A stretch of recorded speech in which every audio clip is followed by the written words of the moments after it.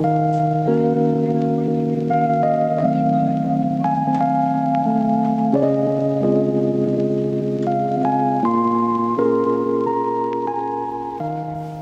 everyone, I've been wanting to make a video like this for quite a while because I get a lot of questions. People ask me all the time what I do for work exactly, what's life in Toronto like, what's my daily routine like, what's my day-to-day like outside of all of the videos I make. Well, I hope to answer all those questions and maybe more in this video. This video is a week in the life with me, living in Toronto, sponsored by Notion.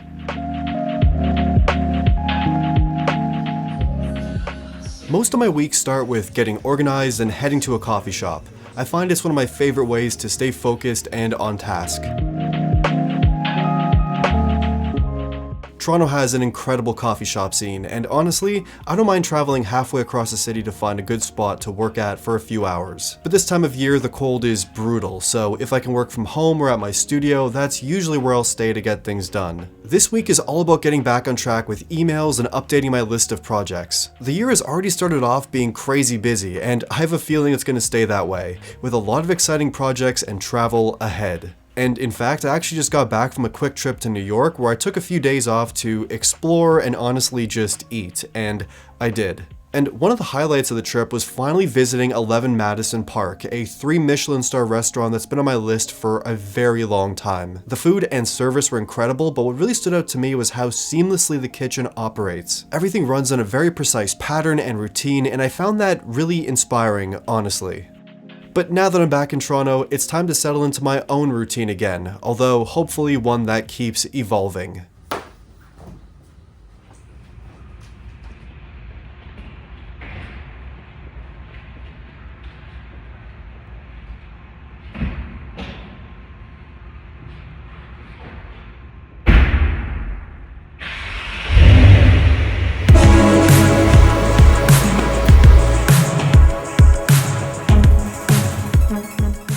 So we got the new 2025 911 in this like crazy highlighter yellow color. It's also a convertible, perfect for the winter weather. It's 0 degrees right now. This is the combo nobody's talking about. Top down, seat warmers on. That's the way to do it. I'm very excited about this car. This thing feels incredible. There's so much attention to detail in this vehicle. Stay tuned for the full tour.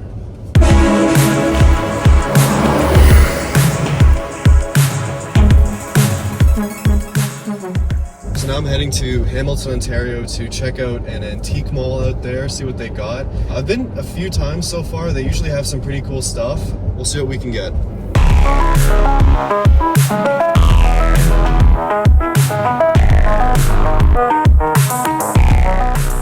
Hamilton is about 1 hour away from Toronto, and the city actually where I grew up.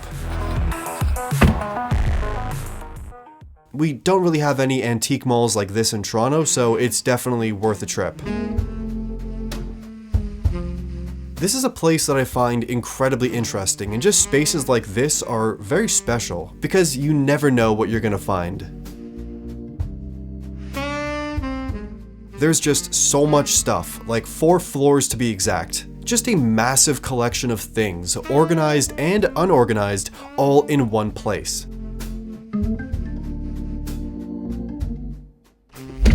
Okay, there's some crazy finds in this antique mall. I've been to a few now so far, and this one is massive. Vintage pieces like old toys, books, posters, clothing even. You got it all right here. I found a few small things, but I did actually find one big piece that I'm pretty excited about. I'm gonna show you at home. Let me put you on to Sweet Paradise. This is a Hamilton classic right over here, as you can see. I got a huge sandwich, big as my face. Just absolutely loaded. That's a beautiful sub right there.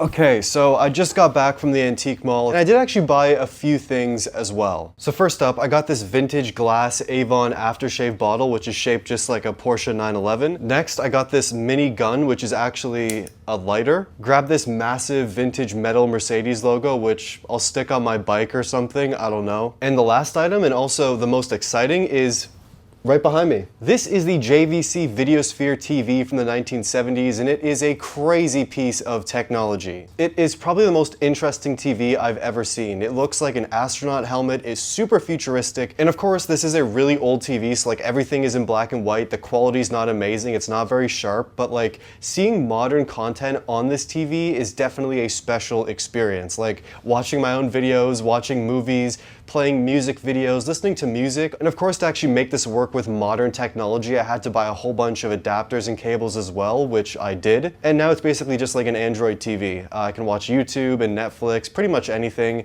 play music.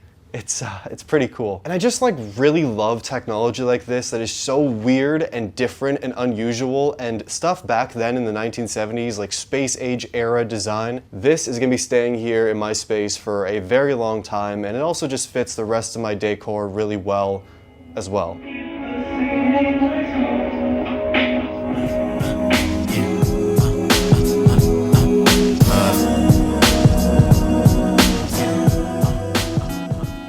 So I'm here in my studio, and this is the place where pretty much everything gets done. All of my work, I try to do it all in this space. I have my main desk here, all my video gear, my 3D printers, pretty much everything work related and creative related is all in this space. But I still get the question from a lot of people, like, what is your job? Like, what do you do for a living? What do you do? What is your work? Basically, it's this. I make videos and I get paid to make them from either sponsors or ad revenue.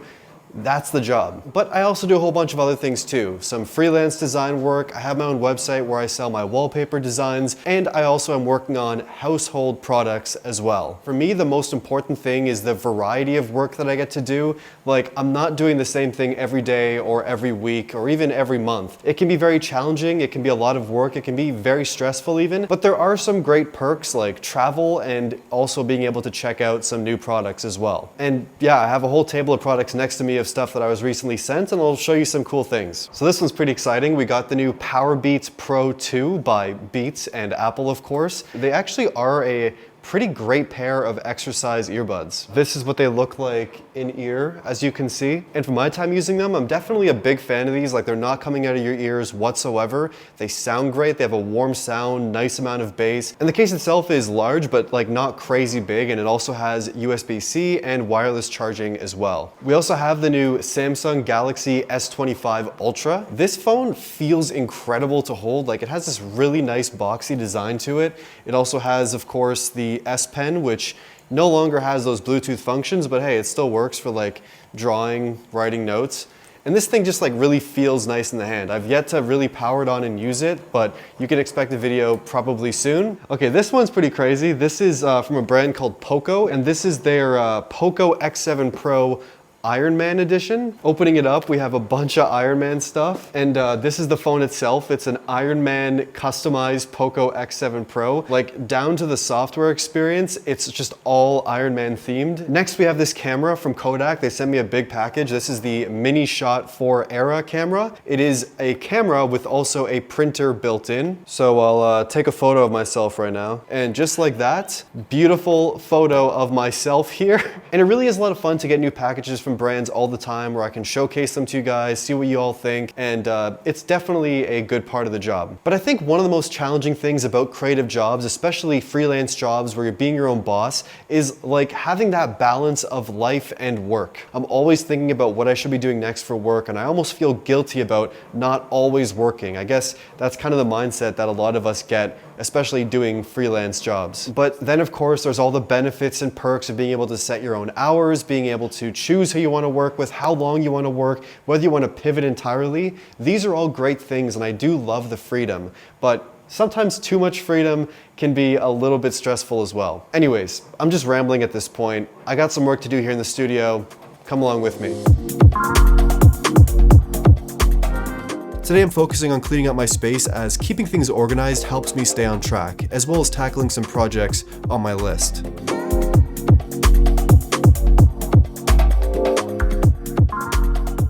One of the other things I've been working on recently is 3D design. I've been learning Shaper 3D on the iPad as well as Nomad Sculpt. And one of the projects I've been working on for so long now, longer than any other project, has been a lamp design. It's evolved quite a bit as well, and now I have a whole bunch of new prototypes. Like this would be the shade, this would be the base, and they'd attach with magnets, light bulb goes inside, but I haven't got the design right. Updated the design with like different styles. I've done like different materials mixed together. I've done, you know, really interesting inside patterns, and it looks pretty good, but then I want to update the design a little bit, solve a few other little problems, the design changes, and then this project just never gets finished. So officially today I'm putting aside this lamp project. I want to work on something new. I want to start some new designs, and I need to stay organized this time. And one of the ways I've been able to stay organized and on track with all of my work has been with today's sponsor, Notion. I've been using Notion to stay on track with projects, organize my ideas and inspirations, brainstorm and develop my concepts, manage my calendar, and create to-do lists for both work and life, as well as so much more. It's become an essential tool in my workflow, keeping everything structured and easily accessible. And lately, I've also been using Notion's newest addition, Notion AI. It's seamlessly built into the Notion app, and activating it is as simple as clicking that little face logo in the bottom corner. Notion AI works like an integrated assistant, letting you chat about anything while using powerful models like ChatGPT-4 and Claude to generate answers. And since it's embedded directly into Notion, there's no need to actually switch between apps when you need to get quick information. You can do it all right in Notion. There's also handy quick prompts, making it easy to ask project-related questions, generate ideas, or even draft documents, emails, or scripts right within the app. But what makes Notion AI really stand out is its ability to understand you and your work. It integrates with tools like Slack, Google Drive, and Google Slides, while also pulling from your own Notion boards and notes. It even helps you refine your writing by following a style guide or feedback notes, ensuring your content stays consistent and polished. And another game changer is its ability to analyze PDFs and images. Like for example, if I write a video script or a concept in Notion and send it to a client for feedback, I can have Notion AI make edits based on their requested changes, saving me the hassle of having to do it myself manually. You can drop in a file and Notion will scan it, extract key points, and summarize important details without you having to even open up the document. This is especially useful when I receive a creative brief or contract from a client. Instead of digging through pages and pages of text, Notion AI pulls out what I need to know immediately so I can get to work right away. It does save a lot of time. Another new feature I love here is called Notion Faces, a fun way to personalize your Notion experience. You can create a custom Notion style avatar that looks just like you with countless customization options. It's also a great way to visually identify collaborators when working on shared boards. So that's how I use Notion and Notion AI to stay organized and streamline my work. And a huge thanks to Notion for sponsoring this video.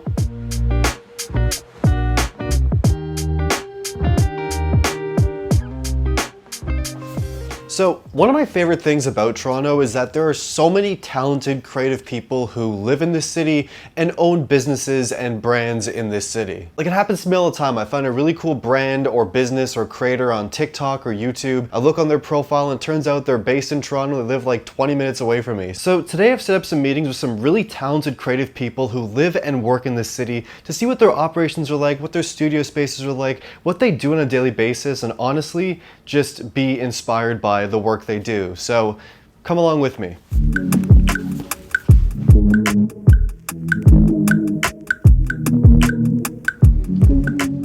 Hi, Ben, good to see you. What's up, buddy? So what do you do here? Yeah, so we build electric motorcycles here, e-bikes all the way up to like moped kind of size, but they're a little different from, you know, what people are normally doing. It really looks like a cool like vintage cafe racer. So. Oh, hell yeah. All right, so show me around. What do we got going on here? Yeah, so I mean, we do a lot more than that. That's just, you know, our day-to-day business model, but as you can see when you actually walk in here, we have a lot of stuff going on. You know, we build electric cars, we build custom electric motorcycles as well. Over here, these are kind of the old prototype bikes that kind of led to Beachman being started. This black one is like the OG first prototype that Steve built in his garage in like 2019, 2020 when we first met. This is a 1965 Myers-Manx, and it's fully converted electric on Steve's own custom drivetrain. Oh, it must be so fun. How fast does this one go now? This goes fast. Nice. Yeah. These are Beachman 64s, standard kind of bike. We really just make one model of bike in terms of what we actually sell to the public. This is a good example of like a customer's bike where they've really had it tricked out with like the scrambler package. So you can see it's got these like gnarly off-road tires on it. Love the tires. The raised fender, we raised the bars up, we put this like grill on the headlight and stuff, and it just makes it have a much meaner look. This is Steve's current mad science project, which is the Porsche 944. It's getting a rear engine electric motor mounted in here. Doing the resto mod fully, we're gonna pop it in here. We're starting our own YouTube channel actually in March, finally. So no way. We're gonna have, it's called Beachman Garage, so it'll be all about like, you know, this kind of stuff going on in here, showing like the process, like what does it take to actually build an electric Porsche from scratch. I'm gonna love this. You're gonna do numbers for sure. Yeah, I think so. Yeah, this is where we work every day. So that's my desk. This is, what do they say in cribs? This is where the magic happens. Like work is where you spend all of your time, right? Yeah. So I wanted to make the space beautiful, and everyone here was in agreement on that. So we just went all out when we were decorating the office. But. And like all of this, it just goes right back into the bikes too, because it's all from that like, that era of just beautiful objects. So yeah, we have to walk the walk, right? If we want to make beautiful bikes, and you come in here and we're in like cubicles or something. No, you can't have that. It's unacceptable. Yeah, unacceptable. We started the company in Steve's garage in his backyard in 2019, and now, you know, I didn't realize it was so recent. Yeah, dude. Yeah, now we're here, 8,000 square foot warehouse, and we. Crazy space. Do you find any benefits having the operation here in Toronto? Like, is there any perks to it? Oh man, being like in the junction, it's really easy to get great employees because they don't have to drive like out to some factory in Brantford or something. Exactly, you know? You're right here in the city. Yeah, exactly. So that's great for me. I get to live, you know, like on Ossington. So people in Toronto are sick, and we've got amazing staff here. It's the best city. Yeah, yeah. So no, I love working here, and I grew up here. So it's nice to be like in the neighborhood that I'm from, you know. This is the current like working prototype of our new model of bike. It's called the Aviator. One of the cool things on the new bike, which is we're switching to these like analog gauges instead of, you know, everyone does like a 3D kind of LED display. So everything we can do old school, we you know, that's our default. This is an incredible operation. You got to be real proud to see. I mean, like all this, it's incredible. It's sweet. Yeah, and this was an idea in my head since I was 18, and now it's like we have health insurance. Let's go.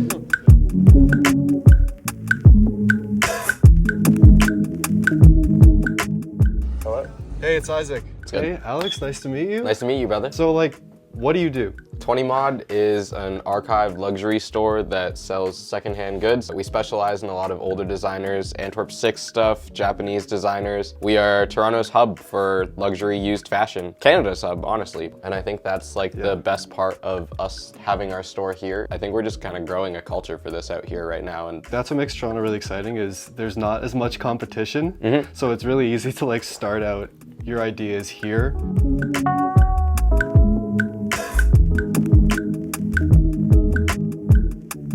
This is just our like entrance section at this point here. We do buy, sell, trade here. So every single day people bring in their own clothes and we're willing to offer them either cash out or trade value on their items. Like, where do you source the majority of your pieces from? Everything is from everywhere. Like we went to Europe, like Henry and myself, for 2 weeks recently, and we went to Antwerp, Paris, and Berlin. Yeah, this is what we purchased in Europe over the last 2 weeks here. We had a pretty good run, so I was really happy with what we got. This Margiela 5-zip is probably one of my favorite things that we got. Rick Owens slabs from 2007. Damn. These are probably one of my favorite pairs of jeans ever. This is our Margiela specific rack here. This is the glove vest. This is an artisanal piece. It's valued at $18,000. This is one of the most expensive items we have in our store. Each of the gloves on these are individual, and you won't find another one that's exactly like this. Man, these are crazy. LV by Virgil.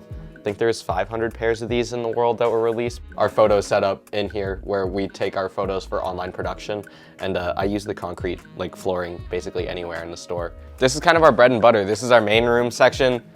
This is where everyone wants to hang for the most part. Everything is categorized by brand. If it's not by brand, it's by style archetype. So like on this rack, for example, Balenciaga, Vetements, and Hood by Air. Dangerous me being in here. I'm just seeing some pieces in like around as I look. Oh God, this is...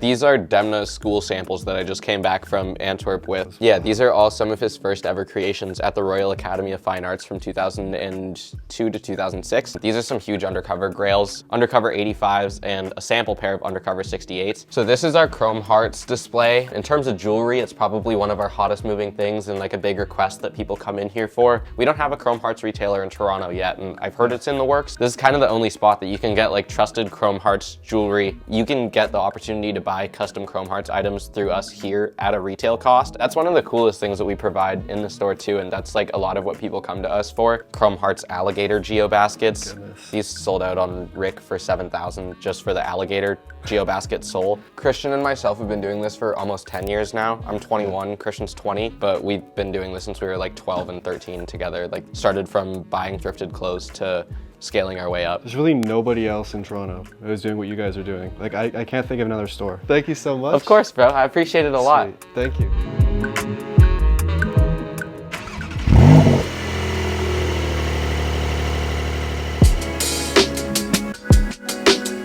One of the better perks of this job that I didn't mention earlier is getting to check out some pretty incredible cars. Over the past few years, I've really wanted to incorporate more cars and other vehicles into my work and content, especially as I've gotten into more German cars, particularly Mercedes. But for the past few days, I've been driving the 911 with no complaints.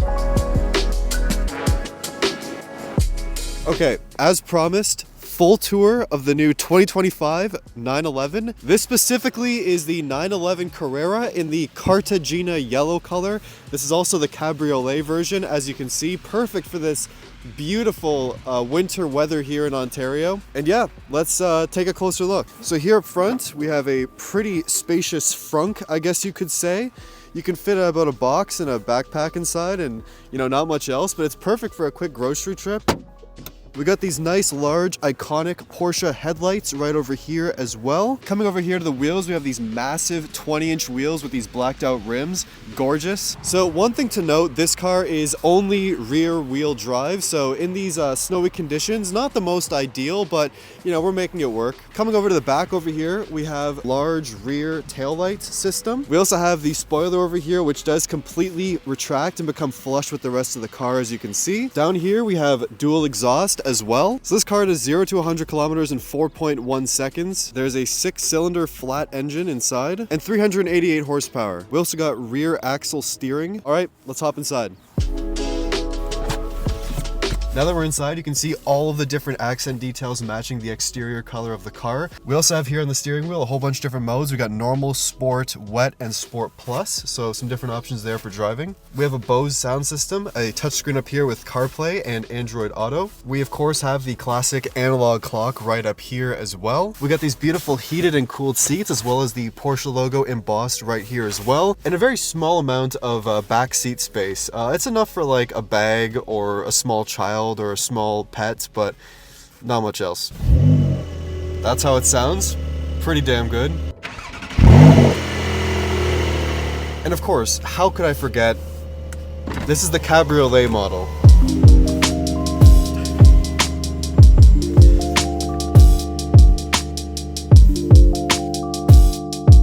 I met this girl, she was a masterpiece, like Michelangelo designed her outlines. A rarity, I rarely see a gem among the graphite. Her soul is soft as snowflakes that descend and cover alpines.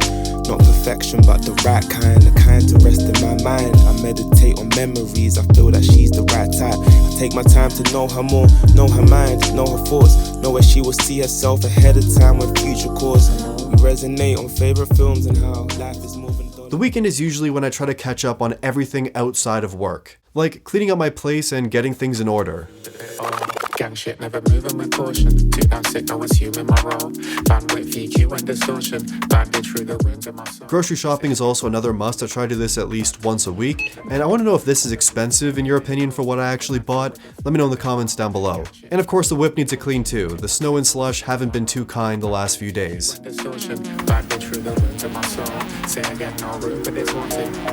Alright, so here's what's happening right now. I'm on the treadmill. I'm playing Fallout New Vegas through Xbox Game Pass. Got the controller right here. And like, I do this pretty much every single day at some point. Hop on the treadmill, walk for like an hour, 2 hours, play some sort of game and I'm just like getting my steps in, I'm burning some calories. Game Pass works great. I'm just streaming it onto my Mac. And you know what? Like at first it was really hard for me to like correlate my walking with actually playing a game. But you know, I'm doing a pretty good job. I feel like it's pretty straightforward and you know, I got no problems. So yeah.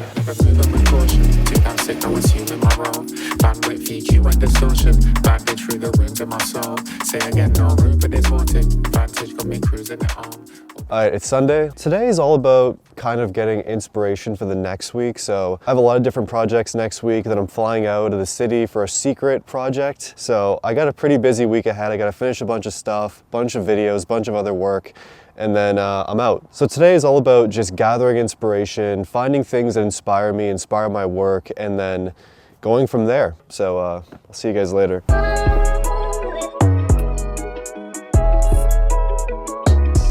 I pull inspiration for my work from everywhere, not just from others in my niche or category, from everything. Books and magazines I get a lot of inspiration from, especially ones from different eras. And my home is filled with many objects that influence and inspire the way that I approach different projects.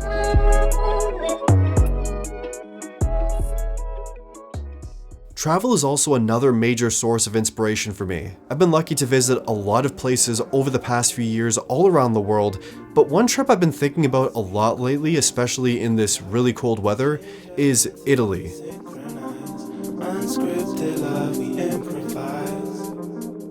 Last year, I spent about 2 weeks in Naples, Capri, the Amalfi Coast, and Rome, and it was easily one of the most beautiful places I've ever been. That trip really forced me to slow down and take in the world around me, and experiences like that are a great reminder that working hard all year has definitely some good rewards.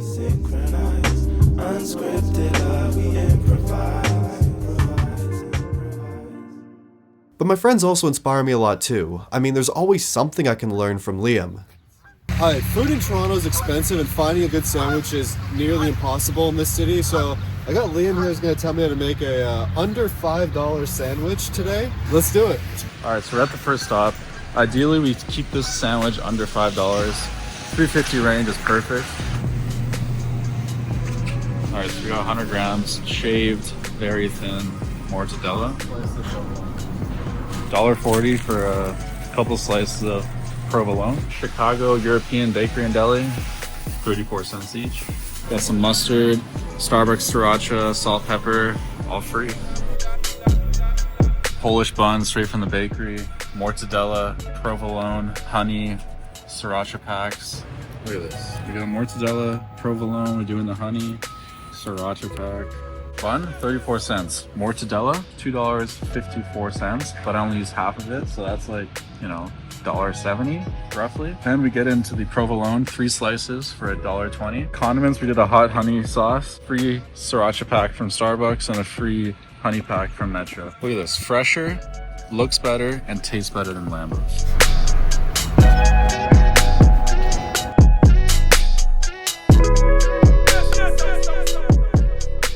So this was basically a week in the life with me. So the thing about my life and my job is that it's always different and it's always changing. Like one week like this could be very busy, the next week it could be really chill and relaxed. And that's one of the things I love about this job is that it's always different and it's always evolving and it's always changing. Now, of course, I really do have stressful days and I try to manage those days as best I can, but there are some days where things just don't go that well. And the other thing is just trying to stay creative can be very difficult when that's all you do every single day is create things. But one thing I've learned is that you do have to take time off as a creator. Everyone does things differently, of course, but for me, I've realized actually just stepping back and taking some time to look at things from a different perspective is what usually seems to work with me. And I'm very blessed to live in this city with so many inspirations and so many creative people, and I do love Toronto. This city will always be home for me. And it really does inspire a lot of the work I do on a daily basis, and it always has. And yeah, thank you for coming along with me on this sort of week in the life type of video. Maybe I'll do more videos like this in the future,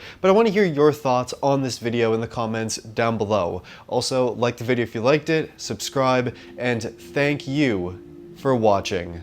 I'm just trying to find my way.